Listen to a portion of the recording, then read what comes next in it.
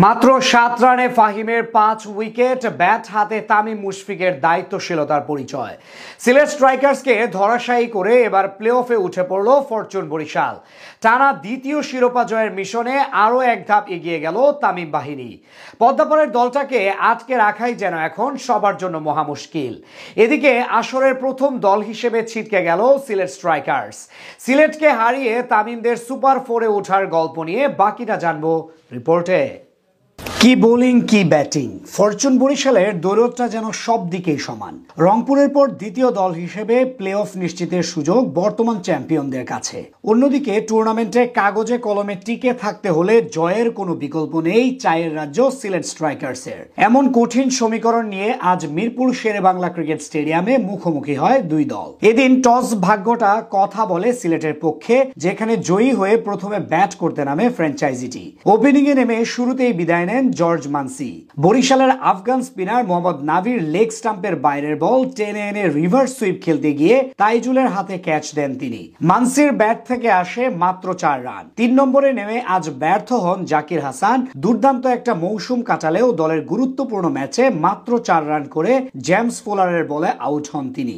এদিন বল হাতে আলাদাভাবে নজর কাড়েন ফাহিম আশরাফ। পাওয়ার প্লেতে ৪ উইকেট হারানো সিলেটকে পুরোপুরিভাবে চেপে ধরেন পাকিস্তানি এই পেসার। তার প্রথম শিকার ছিলেন রনি তালুকদার। একই ওভারে কাদিম অ্যালেনকে আউট করেন 0 রানে। মাঝে অবশ্য নিজেদের উইকেটের লাগাম টেনে ধরার চেষ্টা করেন জাকের আলী অনিক ও আহসান ভাট্টি। বিশেষ করে দুটি ছক্কা হাঁকিয়ে ভাট্টি কিছুটা আশা দেখালেও তাকে আউট করে ৩২ রানের জুটি ভাঙেন মোহাম্মদ নাভি আর জেমস ফুলারের বলে আউট হন জাকের আলী। শেষ দিকে ১৩ বলে ১২ করেন অধিনায়ক আরিফুল। তার সাথে সঙ্গ দিয়ে ৮ বলে ১৩ রানের ছোট্ট ক্যামিও খেলে যান তানজিম সাকিব, যার সুবাদে শেষ পর্যন্ত ১৮ ওভারেই ১১৬ রানে অল আউট হয়ে যায় সিলেট স্ট্রাইকার্স। বিপরীতে ফরচুন বরিশালের হয়ে বল হাতে ৩.১ ওভার করে মাত্র ৭ রান খরচায় ৫ উইকেট নেন ফাহিম আশরাফ। দুটি করে উইকেট নেন মোহাম্মদ নাভি ও জেমস ফুলার।